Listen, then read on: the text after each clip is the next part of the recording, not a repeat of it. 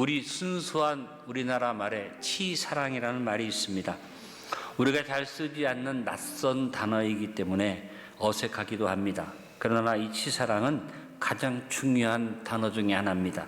바로 손 아랫사람이 윗사람을 사랑해서 공경하는 것을 치사랑이라고 하는 것입니다. 윗사람을 사랑하고 공경하는 것은 가장 중요한 기본적인 삶의 태도인데 너무나 당연한 일이기 때문에 치사랑이라는 단어를 우리가 잘 사용하지 않습니다. 당연하고 가장 기본적인 일인데도 치사랑이라는 단어는 낯설게 여겨지는 이유가 중요해서 당연한 것이라고 생각하고 넘어가기 때문입니다. 우리는 흔히 사랑은 내리사랑이야 라고 말합니다. 맞는 말입니다. 그런데 사실 내리사랑이 이루어지기 전에 먼저 치사랑이 선행되어져야만 합니다. 하나님 우리에게 인간관계의 첫걸음을 부모를 사랑하고 공경하라는 치사랑의 계명을 주셨고 이 치사랑의 계명은 축복의 약속이 주어진 계명이었습니다. 어버이 주일을 맞았는데 치사랑의 기준을 뚜렷이 세우고 우선적으로 실천하여 치사랑이 가장 익숙한 단어가 되기를 바랍니다. 먼저 하나님을 사랑하는 영적인 치사랑은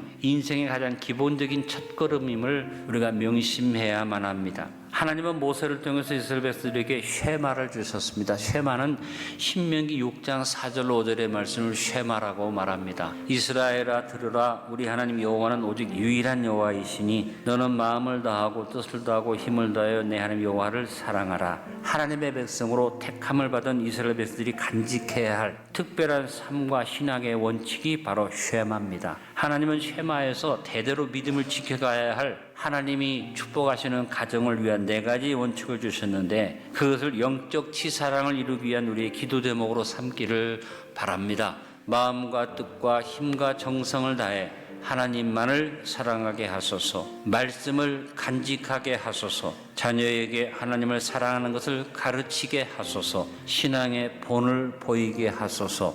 이처럼 가장 먼저 하나님을 사랑하는 영적인 치사랑의 핵심은 우리 하나님 여호와는 오직 유일한 여호와이시니, 영적 치사랑을 이루기 위한 기도 제목은 마음과 뜻과 힘과 정성을 다해 유일하신 하나님만을 사랑하게 하소서. 그 다음으로 인간관계의 가장 기본적인 첫걸음이 치사랑입니다. 부모는 사람이 태어날 때 처음으로 관계를 맺는 존재입니다. 그래서 인간관계의 가장 기본이 부모와의 관계입니다. 잠언서 23장 22절에 너를 낳은 아비에게 청종하고 내 늙은 어미를 경히 여기지 말지니라. 인생의 첫걸음부터 아비에게 그 말씀을 듣고 청종하고 부모님이 연로하셔도 경히 여기지 않는 이것이 부모에게 효도하는 것의 첫걸음이 됩니다. 부모님을 사랑하고 공경하는 치사랑을 인간관계의 기본 기준으로 하나님이 명령하신 겁니다. 성경은 단순히 부모이기 때문에 공경하라고 가르치는 것은 아닙니다. 부모를 공경하는 가장 근본적인 이유는 그 부모가 바로 하나님을 드러내는 존재였기 때문입니다.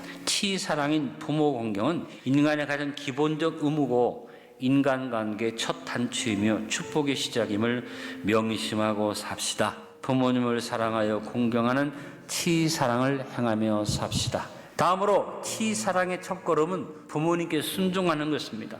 공경하는 마음을 가지면 당연히 순종이 따라오게 됩니다. 무엇보다 자녀된 우리는 부모님에게 순종해야만 합니다. 오늘 23절의 말씀이었습니다. 진리를 사되 팔지는 말며 지혜와 훈계와 명철도 그리할지니라. 부모님으로도 받는 진리, 지혜, 훈계, 명철은 노력을 기울여서 그것을 간직하려고 애를 쓰는 값을 지불하고 사는 겁니다. 팔지는 말며라는 것은 부모님의 교훈을 가치 없게 여겨서 그냥 쉽게 팔아버리지 말아라, 그런 얘기가 됩니다. 여러분, 우리 예수님이 순종하시고 아름다운 치사랑의 효를 보여주신 분입니다. 성경에 예수님의 사생에 대한 기록이 거의 없습니다. 누가복음에서 몇 구절 예수님의 사생애를 기록하고 있습니다. 예수님의 사생의 삶의 대표적인 모습이 부모님께 순종하여 받드시는 모습이었습니다. 누가복음 2장 51절을 같이 읽어봅니다. 예수께서 한 가지로 내려가사 나사렛에 이르러 순종하여 받드시더라. 그 모친은 이 모든 말씀을 마음에 두니라.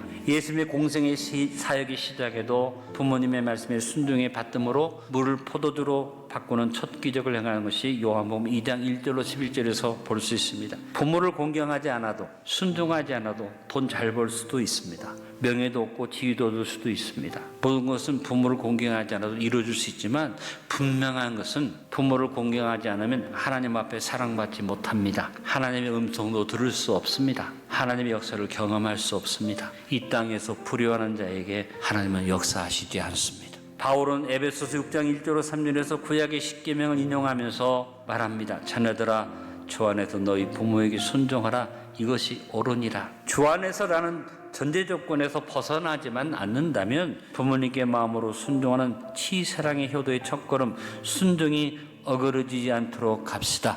부모님을 사랑하여 순종하고 부모님의 교훈을 경히 여겨 팔아먹지 않고 순종하는 치사랑을 행하며 삽시다. 치사랑의 실천인 공경의 의미를 책임지려 보며 실천합시다. 내 부모님은 하나님의 대리자이십니다. 하나님은 우리들에게 부모가 잘났든지 못났든지, 인격적으로 도덕적으로 완전하든지 불완전하든지, 더 나아가서 부모님이 나에게 무엇을 해주었든지 못해주었든지 단 한 가지 나를 낳아주셨다는 그 사실 하나만으로 충분히 공경할 대상이라고 말씀하신 겁니다. 성경이 부모님에 대해서 사랑하거나 존중하라는 단어 대신에 공경하라는 단어를 쓴 것을 음미해 봐야만 합니다. 공경하라는 히브리어 동사 카베드는 무겁다라는 의미를 가지고 있습니다. 카베드라는 동사가 명사로 사용될 때는 의외로 우리 몸의 간을 카베드라고 했습니다. 부모님을 잘 모시는 일이 쉽고 가벼운 일이 아닙니다. 힘이 되고 무겁기도 하고 책임이고 돌입니다. 부모님을 섬기면서 내 몸에 간을 내어준 것 같은 정성이 필요하다는 것입니다. 내 몸의 장기 중 가장 소중한 것이 간이듯이 부모를 가장 소중히 여기는 마음이 바로 공경인 것입니다. 자녀는 부모를 잘 공경해서 그 마음을 기쁘게 해드리고 기쁨으로 비는 복을 받는 공경의 효를 실천해야 합니다. 우리는 우리의 고정관념을 버리고 공경의 의미를 깊이 묵상하고 책임질 하면서 부모 공경의 실천을 위해서 최선의 노력을 기울여야만 합니다. 내가 잘 되고 장수하는 비결이 부모에게 공경하는 것이다. 부모님을 사랑하여 최선을 다해 공경하는 치사랑을 행하며 삽시다. 다시 한번 말씀드립니다. 성경이 부모 공경을 강조하는 까닭은 부모가 하나님의 대리자이기 때문입니다. 부모는 하나님께 관한 지식과 사랑을 자녀에게 알려주는 하나님의 도구입니다. 그러므로 부모 공경은 곧 하나님에 대한 공경과 맞물려 있습니다. 이것이 성경에서 말하는 효가 일반 세상에 말하는 효와 다른 점입니다. 성경에서는 부모 공경이 하나님의 공경과 맞물려 있고 부모에 대한 거역은 하나님에 대한 거역과 맞물려 있기 때문에 부모에 대한 공경을 강조하고 있는 것입니다. 부모님을 사랑하여 정성과 최선을 다해 공경하는 치사랑을 행하며 삽시다. 결론을 맺습니다. 치사랑이라는 말이 더 이상 낯선 말이 아니라 가장 친숙한 말로 여겨질 수 있도록 부모님을 사랑하고 순종하고 공경합시다. 가장 먼저 하나님만을 사랑하여 마음과 뜻과 힘과 정성을 다해 유일하신 하나님만을 사랑하는 영적 치사랑을 실천하도록 합시다. 다음으로 치사랑은 인간관계의 가장 기본적인 첫걸음을 명심하고 부모님에게 두 가지 순종하고 공경을 실천합시다.